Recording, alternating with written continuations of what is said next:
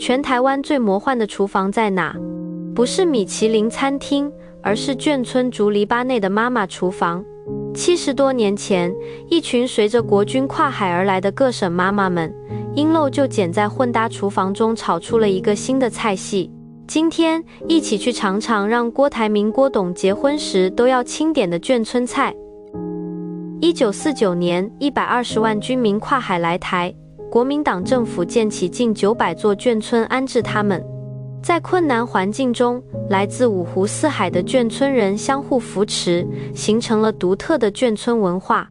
而对这群来自大江南北的妈妈们来说，每天做饭就是跨省厨艺 battle。如果穿越回到那时的眷村，开饭之前，你会看到山东妈妈揉着馒头，突然闻到隔壁湖南婆婆爆炒辣椒的呛香。那边上海阿姨正炖着红烧肉，却被江苏婆婆端来的酸菜白肉香到走神。物资匮乏没关系，妈妈们会用创意硬刚。方言味通，饭菜鲜香。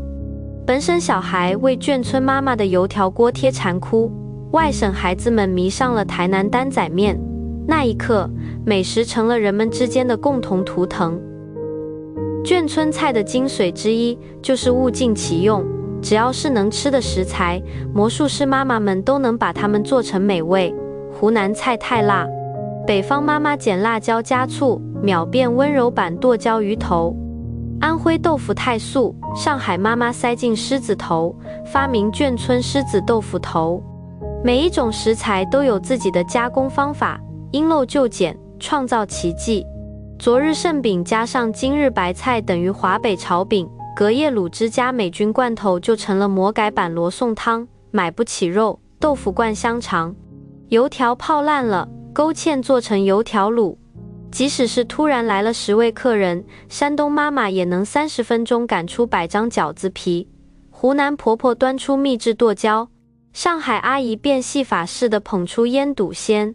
在没有冰箱的年代，他们靠的是百家厨房。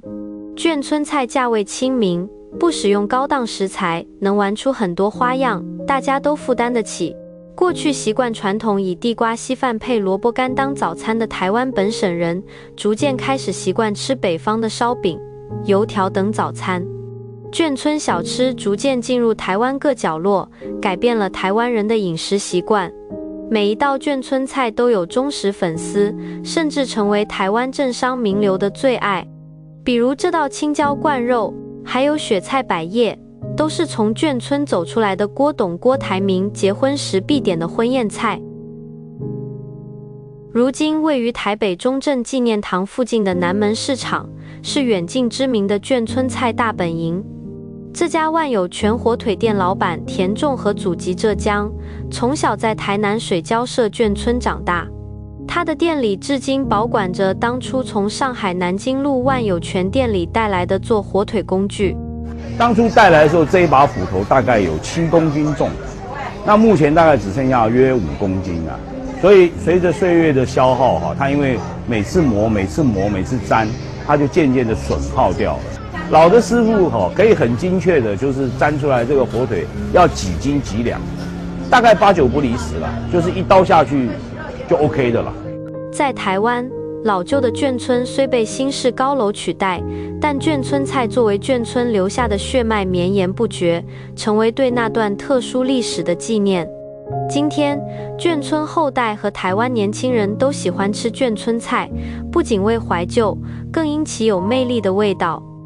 眷村的这些妈妈们烧的饭、烧的菜、煮的菜，大家都印象深刻，所以到这个年龄，我们还是要常常来这里。因为不断的去创意，所以现在的眷村的美食店，越来越现代化。眷村妈妈们煮的都是比较适合自己儿女的，带有家乡味道的。所以台湾现在变成一个美食的总会啊，也是因为历史造成的。